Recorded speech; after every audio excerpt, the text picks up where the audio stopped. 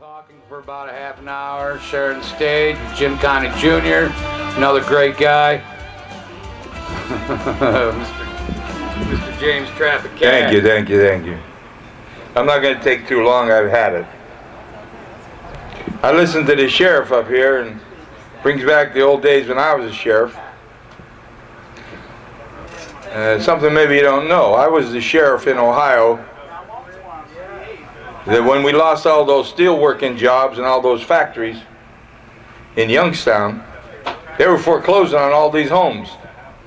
And a black woman come to me, and her husband had died, and they had a 30-year mortgage. They paid 24 years. She missed one payment, and the bank moved to foreclose. So I looked at that and I said, get out.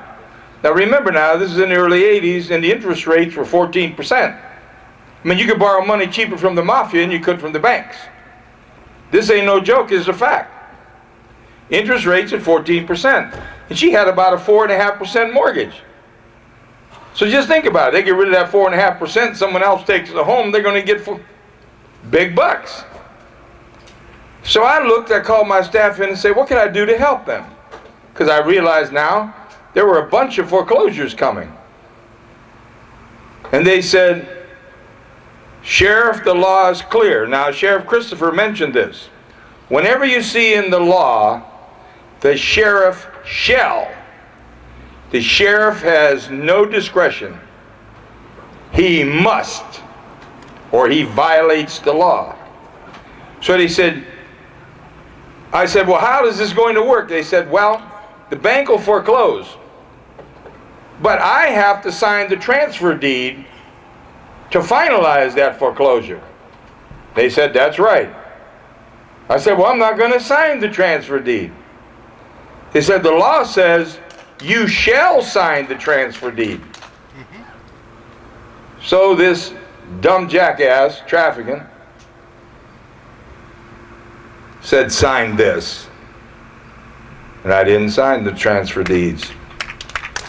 They put me in jail. What I didn't know is there was around the clock people that were out circling the jail protesting my imprisonment. The next thing you know,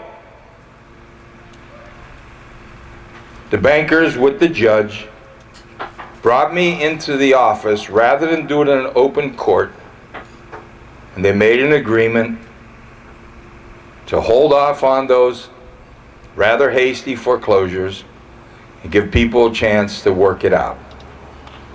From there, I don't know if Jim knows this, I was invited to CBS News, and Diane Sawyer and Morning News interviewed me about that issue, and they put pressure on Congress at that time to deal with that. Now, when I was elected to Congress, one of the first things I did was I passed some laws, and one of them was the creation of housing counseling programs with a provision in that when a mortgage becomes 45 days delinquent, the bank shall give notice to the mortgage holder, to the borrower, with the number of a government-created housing counseling program that they could call that will then sit down with them and the government and the bank and work out the mortgage. I passed that. I didn't get much good press, being honest about it, but they said this was a great program and it helped save a lot of homes. Also, maybe something you don't know, and I was talking about that earlier with Pete, Noz, a couple other people. But I'm looking around for Paul. No, just stay there. I don't want to forget this. I am down here out of respect for Paul. And I'm down here out of respect for the people. It's very apathetic, like the sheriff says. But if there's one like Paul, then there'll be more. And that's what it will take. So I want you to know, Paul, that I'm here out of respect. And I appreciate you inviting me and giving me such fine hospitality. Now, And I see Milton sitting back there. How you doing, Milton? When you read in my book, in the beginning, The Bankruptcy of the United States of America, that speech that I made in March of 1993 is being printed in books all over the world, and it lays out the blueprint of what the financial situation and the legal tenets are dealing with our Federal Reserve and our whole finance mechanism. Keep this in mind, no one ever challenged that speech. You read it. In 1998, we had a bill to come before Congress called the IRS Reform Bill. For 12 years, I was working on a significant change to the tax laws. Up until 1998, if you went to court for an IRS problem, tax problem, you were considered guilty and had to prove you were innocent. Now, the government will say that's not true, Traficant. If it was a criminal charge, the government had to prove it. Forget that. 96% of all tax court cases are civil law. And under civil law, the taxpayer had to prove they're innocent. For example, and I'm going to dramatize something for you. Family of 4 at dinner, 2 children under the age of 8. The wife says to the father, John, call the accountant. I'm scared to death. We get our second notice from the IRS. We owe him $54,000. He said, Martha, not at dinner. John, you keep putting it off. I'm scared. Don't you understand, John? I'm afraid. Martha, we don't owe that damn money. They're just pressuring us. I'm not going to pay it. John, call the accountant. I talked to him. He said he thinks he could settle it for $15,000. Do that for me, John. Let's get it behind us. I'm afraid.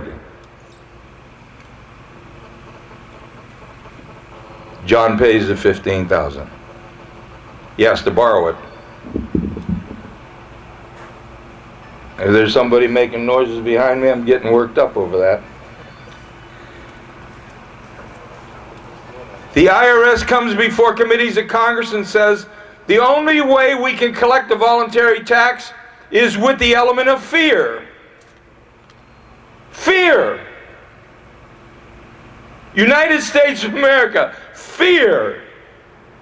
The only way we can do business and get people to pay their taxes is fear.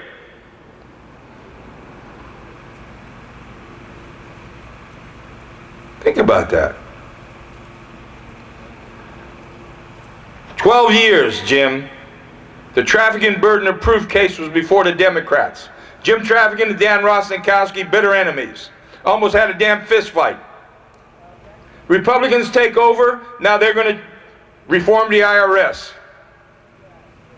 Well, when the moment of truth come, they said to me, Jim, we can't include the burden of proof because the IRS will recommend a veto to Clinton, and we'll come back and look at it later, Jim, but we don't want to stop our bill. And I said on the House floor, I'm going to vote for it because it's a feel-good bill, but it isn't going to do a damn thing.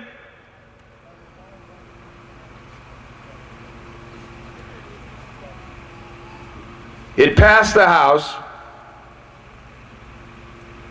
and I got a call the next day from the chairman, Bill Archer, a Republican from Texas. And if George Bush, the son, would have named Bill Archer his Secretary of Treasury, he wouldn't be in this mess today.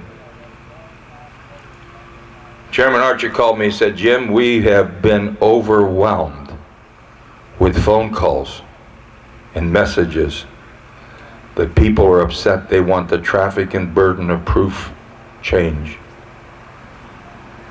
And Jim, listen what he said. Almost first time in history. Because the House passed the bill without it, the Senate passed the bill without it. So when it goes to conference, how do you confer? It's not even in it. He said, Jim, I'm going to put your burden of proof in the conference report. Stand up guy, Bill Archer. And he put it in. Now, I did the Robert Novak show, and I don't know if you remember Robert Novak. He's now deceased. He was a very conservative talk show host. He said, I'm for you 100%, Jim, but the IRS is now recommending a veto to Clinton. He says, I don't think it's going to make it. What do you think? I said, Robert, they do not call Bill Clinton Slick Willie for nothing. He could veto the bill and help the IRS workers, or he could sign the bill and help the American people and the American voters, and Slick Willie is going to sign this bill. Well, Slick Willie signed it. Let me tell you the statistics now. They did a study 12 months later, after 1 year. And here's what they did. They looked at statistics 12 months before the bill, and they looked at statistics 12 months after. There were 3 major categories affected, all of them by the Traficant burden of proof. Because here's what the Traficant burden of proof said. The IRS comes to you and they audit you, and you don't tell them go to hell, but you provide the information they want, and they're not satisfied, and they litigate. As soon as it goes to court, the burden of proof is on the government. Now, the IRS commissioner said in a debate with me through the Wall Street Journal, if you put Traficant's language in there, deadbeats are going to get over, we're going to lose a lot of money, and the IRS is going to have vicious investigations. I said, why? He said, because people aren't going to pay. I said, cite an example. It was an interim commissioner, a woman. She said, okay, I want you to imagine the guy says he gives $1,000 a week to the church. We have to go to the bank. We have to go to the church. We have to go to his neighbors. We have to do a net worth. We have to do a lifestyle profile. We got to go to his friends. I said, why? Why don't you ask for a receipt?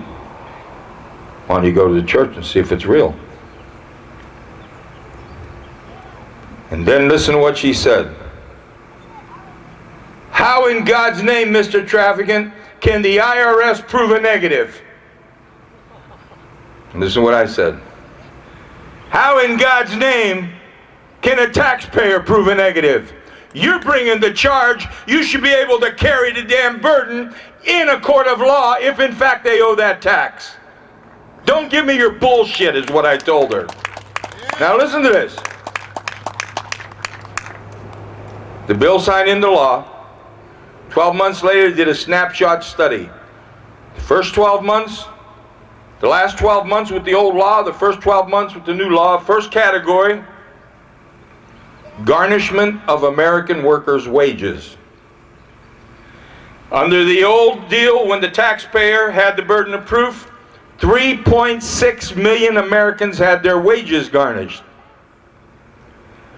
12 months when the taxpayer burden of proof shifted to Uncle Sam, 560,000. Now hear me. 3.6 million, 1/2 million, 3 million Americans all of a sudden don't have no more wages garnished. Second category is property liens. If you're a businessman, the government liens your property, IRS liens your property, you're out of business. You have no credit, no line of credit, nothing. When that landowner had the burden of proof, 670,000 property liens by the IRS. When the government had the burden of proof, 161,000. But listen to the big one, folks. Individual family-owned homes seized by the Internal Rectal Service. Under the old law, when the taxpayer had the burden of proof, 10,077. The new law, the government had the burden of proof, 57 homes in 50 states. One per state.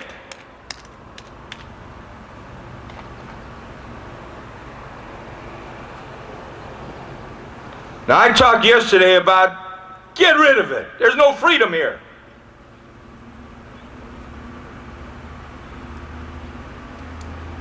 We're not free.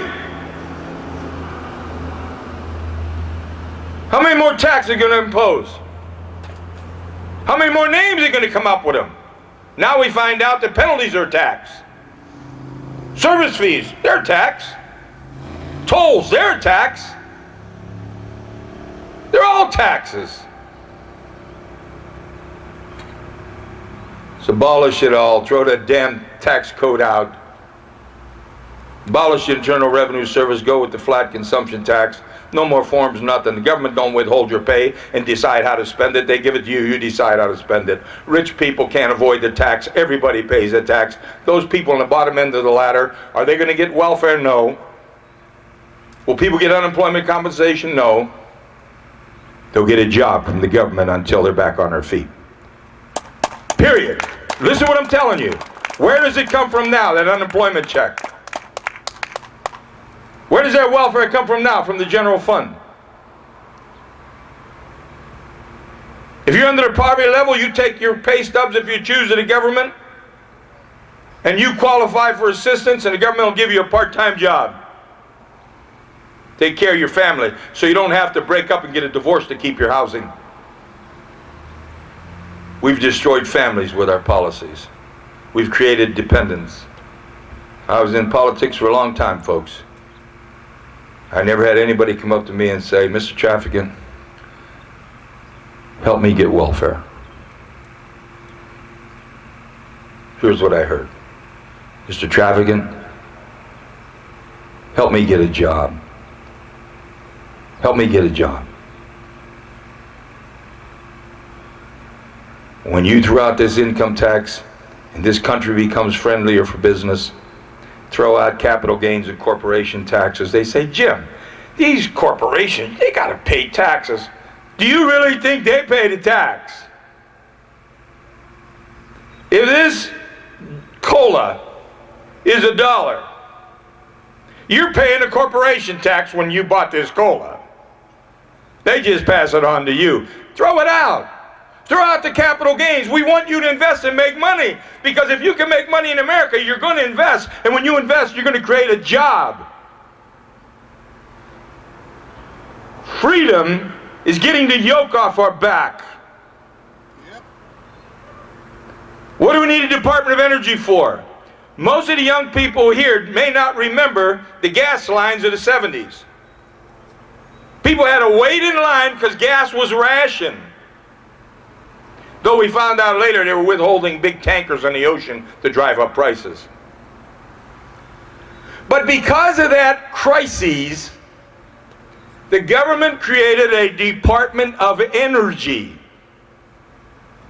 The reason for creating the Department of Energy is to reduce our dependence on foreign oil. It is now 2012. We have more dependence on foreign oil than we had in the 70s. American people don't understand what's happening. What's for dinner, Martha? And man, you better wake up. What do we need a Department of Education for with all these federal jobs and money? Congress could set some standards. For example, have to have so many whatever to graduate. Got to be fair to everybody. But eliminate the department and let the states run it. The states created the federal government. The federal government did not create the states. The federal government should deal with international matters, with national security, national economic policy. Environmental protection, same thing. Set standards, the states run it. Throw it the hell out. What do you need these government workers for? I laughed when about a year ago the government came out and said, we're turning it around. 450,000 new jobs. Then the report came out a week later that 432,000 of those jobs were part-time census workers. Yeah. What do we need it for, folks? Throw it the hell out. Now, when the sheriff was talking about one thing, I just want to share one other thing with you, because I asked Curly to remind me of this, and he didn't, and I'll have to reconcile this issue with him personally.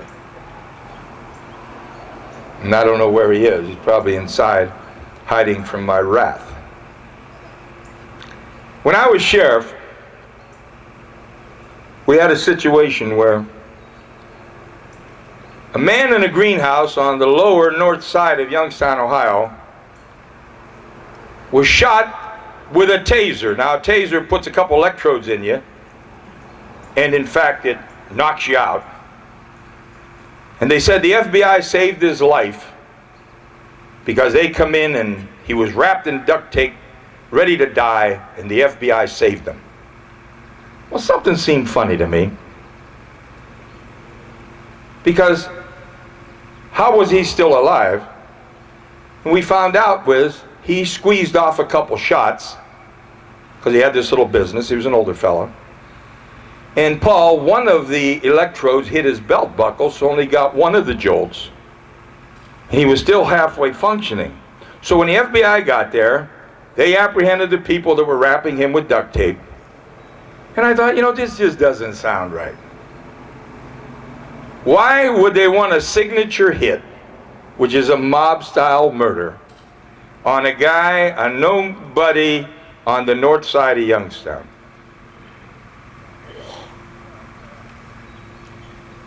Well, about a week later, into my office, a guy comes in, wants to see me. He's the guy that got hit with the taser.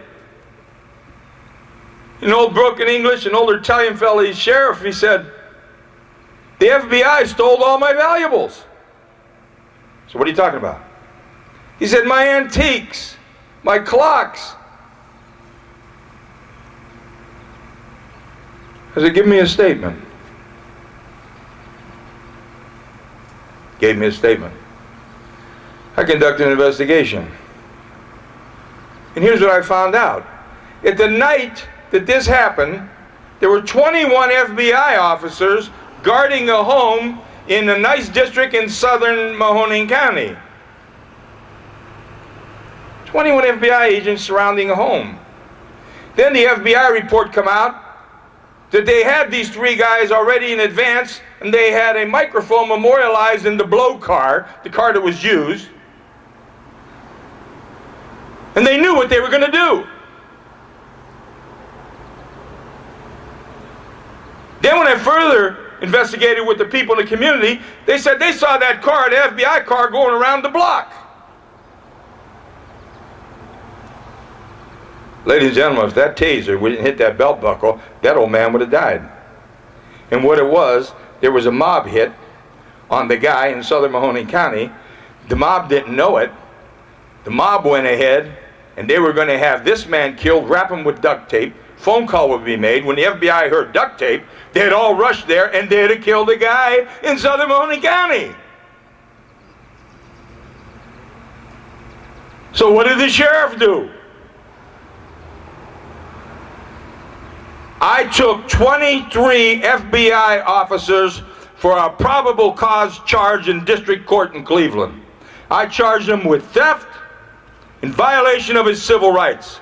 Yeah. And that FBI come in there, and let me tell you how worried they were.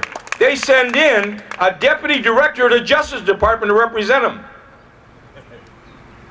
And that FBI was sitting there looking at the witnesses, and you'd see police officers come up. They're intimidating, their voices cracking. I can understand. I told them, listen, I catch you doing something wrong in my county, I'll put your ass in jail. You understand? Yeah. And that's what a sheriff should be. But I said, you rip this guy off. But now listen how these courts work. Paul, this was the decision. So help me God, someday it's going to come up somewhere in a trial. To get them out from under the gun, the court ruled that yes, the sheriff is right. When the FBI took custody at 9:00 p.m., all the items were present. When the FBI left at 1:10 a.m., the items were gone. But the sheriff cannot put any of these items in any one particular hands. Therefore, he says, I have to drop the charges of theft, even though they robbed them. On the violation of civil rights, now listen carefully, Jim. He said under Ohio law, an FBI officer is number one, not a policeman. And number two, he's not a civil servant. Therefore, there's no violation of civil rights. I stood up and said, what the hell is he, an extraterrestrial? But now I want to just tell you, as a sheriff, something I'm very proud of. This Justice Department guy stood up after the ruling. He says, Your Honor, I've submitted a motion to the bench. So I get a copy of it. And this Justice Department big shot says, Your Honor, I want a restraining order on the Sheriff of Mahoning County. He said on public television he was going to surround the FBI office with 100 armed deputies and come in and take our files and interview and find out what the hell's going on around there. He said, we can't have that, and I want a... And before he got done, the judge says, Mr. Porotz, please. Please. He said, do you want it on record that the Federal Bureau of Investigation and the United States Justice Department wants an official restraining order to keep the Mahoning County Sheriff away? Do you really want that on the record? And this guy sat back and thought for a minute. Yeah, that wouldn't look too good. He said, watch this, he said, maybe you're right, Your Honor. I withdraw the motion. Then he looked over at me and he said, but I'm telling you, sir, if you do one thing, and I stood up and I said, that's intimidation under Ohio law, Ports, I'll put your ass in jail too. The judge hit the gavel and it was all over, and it was like parting the Red Sea. And when I walked out, I accidentally bumped into the judge who's coming around the corner. I'm not even going to say who it is. I don't know if you can see my eye. He looked at me startled and he went, he winked with one eye and then walked by. Like as if he was glad that somebody stood up to him. They're all afraid of him. Yeah. And what I found out as sheriff, the FBI was on the payroll of the mob in Youngstown, in Cleveland, in Pittsburgh, in Boston. And my trial brought out the fact in Boston. And just recently they caught Whitey Bulger out there in California. Whitey Bulger, for 19 years, most wanted list, 10 most wanted lists. He owned the FBI office in Boston, controlled all their cocaine. The FBI quashed 3 murder indictments. And when it finally broke, the FBI director said, I'm a patsy. Yeah. Now, I don't know if you noticed this guy standing here. He's out of control. This is Trek, of Star Trek. He's here for Ground Zero magazine. He's a good guy, and he might be interviewing some of you after, so that's who he is. I appreciate the fact he interviewed me and didn't demean me and didn't call me names and was a gentleman. So now I'm done. I'm going to be leaving. Jim's probably around here saying, get off, you talk too long. But here's what I want to say to you. Nobody should fear the government. We are the government. They should fear us. Yeah. Hear me. And they can say whatever they want about me. I looked them in the eye. Now, I'm not talking big. I was urinating and defecating blood in those trials. My knees were wobbling, but they didn't know it, and I looked them in the eye. I said, it's not your country, it's ours. I'll be damned, you're going to push me around. That's the attitude we got to have, folks. That's the attitude we've got to have. So, it's good to have you all out here. I don't care what Trek said about you. He really had some demeaning comments about your attire, your eating and drinking habits. Some of the comments you made.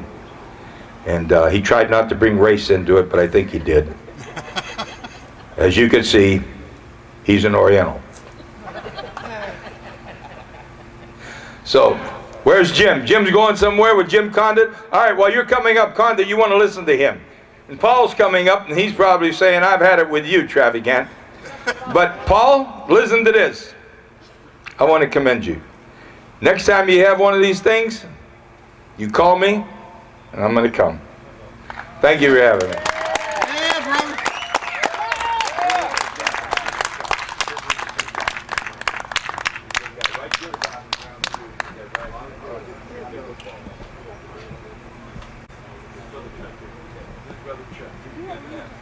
What kind of magazine is that, though?